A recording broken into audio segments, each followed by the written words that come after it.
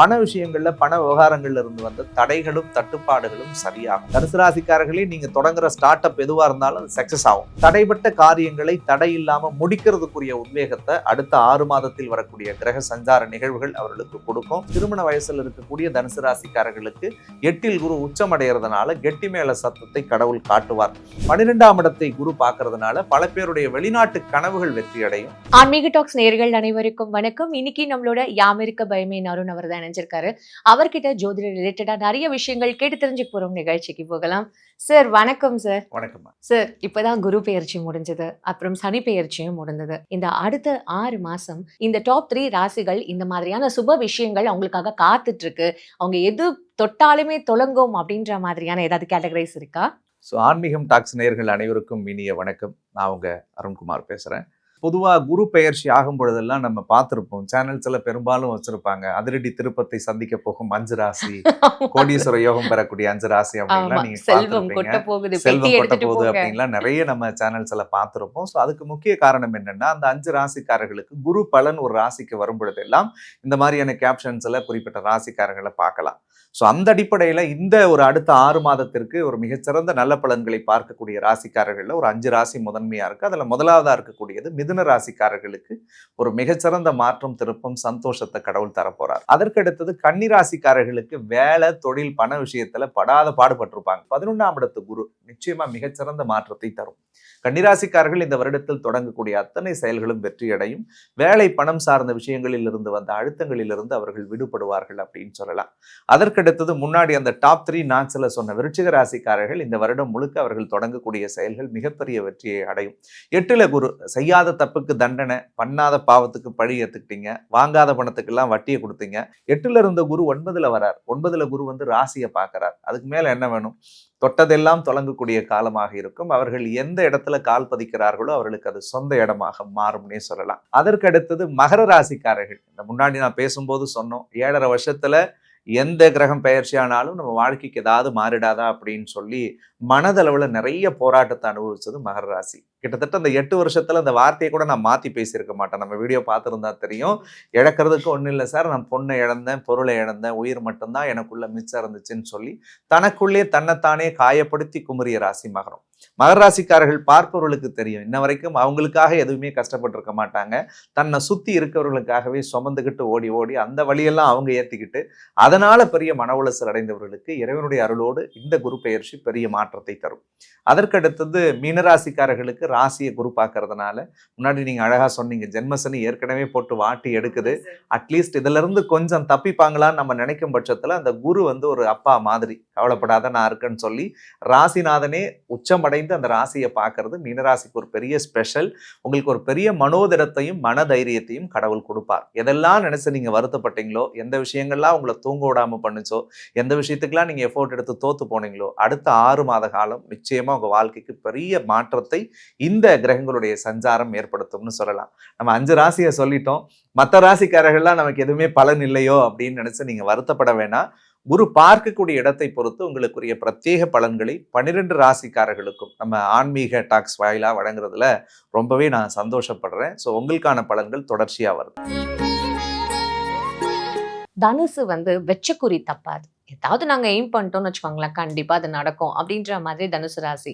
உண்மையுமே அவங்களுக்கு ஏத்த மாதிரியே எல்லாமே. ஏன்னா தனுசு வந்து ராமரோட வில்லு அம்பு குறிக்கிறது, அர்ஜுனரோடது அப்படின்னு சொல்லிட்டு நிறைய விஷயங்கள் இங்க சொல்லப்படுது. தனுசுக்கு எப்படி இருக்க போது அடுத்த 6 மாசம்? தனுசு ராசியை பொறுத்த வரைக்கும் ராசிநாதன் குரு வந்து உச்சம் அடைந்திருக்கிறார் இந்த வருஷத்துல. 4ஆம் அதிபதியும் உச்சம் அடைஞ்சிருக்காரு நம்ம பேசக்கூடிய அந்த நேரத்துல. ஆனாலும் குரு வந்து 8ல மறைஞ்சிருக்காரு. பொதுவா அஷ்டமத்துல குரு இருக்கிறது ஆகாது ஜாதகருக்குன்னு சொல்லி ஒரு பழமொழி உண்டு.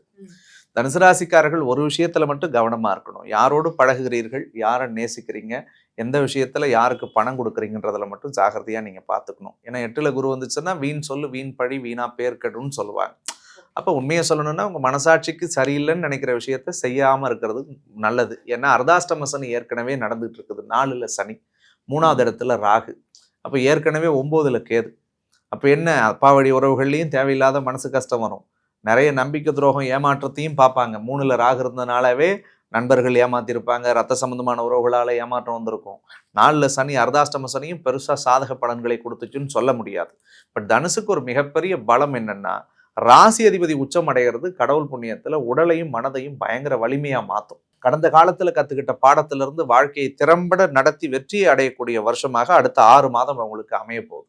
அதுல முதல் விஷயமா குடும்பஸ்தானத்தை சமசப்தமமா குரு பார்க்கிறார். அப்ப குடும்பஸ்தானத்தை பார்க்கும் பொழுது குடும்ப வாழ்க்கையில் இருந்து வந்த குழப்பங்கள் சரியாகும். சார் வீட்டுக்குள்ள போனாலே பிரச்சனையா இருக்கு சார், வீட்டுல இருக்கவே முடியல சார், என்னதான் நாள் முழுக்க அவங்களுக்காக தான் நான் வேலை செஞ்சுட்டு வீட்டுக்குள்ள போறேன், போனதுக்கு அப்புறம் எனக்கான மரியாதை கூட அந்த குடும்பத்துல கொடுக்கலன்னு சொல்லி குமுறிய தனுசு ராசி பல பேர் உண்டு. அப்ப அந்த குடும்பத்துல அங்கீகாரமும் மரியாதையும் கௌரவமும் தனுசு ராசிக்கு கிடைக்கும். பண விஷயங்கள்ல பண விவகாரங்கள்ல இருந்து வந்த தடைகளும் தட்டுப்பாடுகளும் சரியாகும். என்னதான் கஷ்டப்பட்டு நான் சம்பாதிச்சு கொண்டு வந்தாலும் என் தேவைக்கு எனக்காக பயன்படுத்திக்க முடியலையே, அடுத்தவங்களுக்கு தானே நான் செலவு பண்ணிட்டு உட்கார்ந்துருக்கேன் அப்படின்னு புலம்பன தனுசு ராசியெல்லாம் தனக்காக வாடுவதற்குரிய காலமாக அடுத்த 6 மாதம் அவர்களுக்கு இருக்க போகிறது. மனசளவுல சில விஷயங்களை தொடங்கணும்னு நினைச்சுக்கிட்டே இருக்கேன், ஆனா என்னால செயல்படுத்த முடியல. சில காரியங்கள் கடைசி வரைக்கும் வந்துச்சு சார், யார் பேச்சே கேட்டு நான் அதை செயல்படுத்தாமலே விட்டுட்டேன் அப்படின்னு நினைச்ச தனுசு ராசியெல்லாம் திறம்பட சுய தொழிலை தொடங்கக்கூடிய வருடமாக அடுத்த 6 மாத காலம் இருக்கும். ஏன்னா தொழில் சாணத்துக்குரியவர் குரு உச்சமடைந்து நேரடியா தொழில் சாணத்தை பார்க்கிறார்.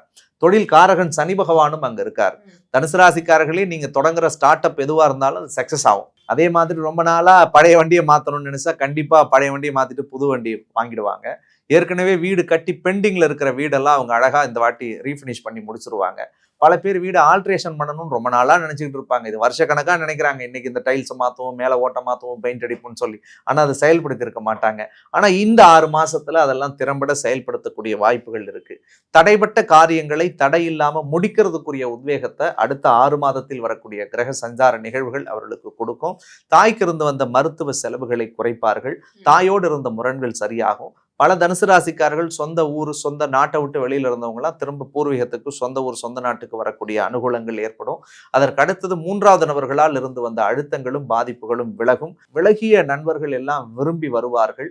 அதற்கு அடுத்தது ரொம்ப முக்கியமா திருமண வயசுல இருக்கக்கூடிய தனுசு ராசிக்காரர்களுக்கு 8ல் குரு உச்சம் அடைகிறதுனால கெட்டி மேல சத்தத்தை கடவுள் காட்டுவார். காதலர்களுக்கு நிச்சயமா நிறைய பேருக்கு காதல் கைகூடக்கூடியதாக இருக்கும். தந்தைக்கு மட்டும் கொஞ்சம் உடல் நலத்துல ஜாகிரதையா பார்த்துக்கணும். 9ல கேது இருக்கிறதுனால அப்பா எது சொன்னாலும் கொஞ்சம் விட்டு கொடுத்து போங்க. அப்பா கூட எந்த விஷயத்தையும் கொஞ்சம் தர்க்கத்துல ஈடுபடக்கூடாது. அவங்க ஒன்று சொன்னா சரின்னு மட்டும் போங்க. நவம்பர் 17 வரைக்கும். நவம்பர் 17க்கு பிறகு தந்தையினுடைய உடல்நலம் தெளிவாகும். பூர்வ புண்ணியம் பூர்வீகத்துல ஏதாவது சொத்து பத்து வரணும்னா இவங்களுக்கு தானா அதெல்லாம் வரக்கூடியதா இருக்கும். வேலை இல்லாத தனுசு ராசிக்காரர்களுக்கு இந்த வருஷத்துல கண்டிப்பா வேலை அமையக்கூடியதா இருக்கும். பிஸ்னஸ் பண்ணி பெரிய லாஸ்லேயே போதும் சார் லைஃப், எங்களுக்கு ஒரு ப்ராஃபிட்டை பார்க்க முடியலையா நினைக்கிறவங்களுக்கு கண்டிப்பா லாபம் பார்க்கக்கூடிய வருடமாக அடுத்த 6 மாத காலம் அவர்களுக்கு அமையக்கூடியதாக இருக்கிறது. 12ஆம் இடத்தை குரு பார்க்கறதுனால பல பேருடைய வெளிநாட்டு கனவுகள் வெற்றி அடையும். தூரதேச பிரயாணம் பண்ணுவாங்க. இம்போர்ட் எக்ஸ்போர்ட் ரிலேட்டடான விஷயங்கள் இருக்கக்கூடிய சக்சஸ்லாம் அவங்களுக்கு பெரிய அளவில் ஏற்றி கொடுக்குன்னு சொல்லலாம். அயன சயன போகத்தையும் குரு பார்க்கறதுனால தூக்கம் இல்லை, நிம்மதி இல்லை, ஒரு இல்லற வாழ்க்கையில கூட ஃபுல்ஃபில்டான லைஃப்பை நான் வாழல அப்படின்னு நினைச்ச தனுசு ராசிக்கெல்லாம் ஆண்டவன் அருளோடு நிம்மதி அமைதி சந்தோஷத்தை கண்டிப்பாக கடவுள் கொடுக்க போகிறார்.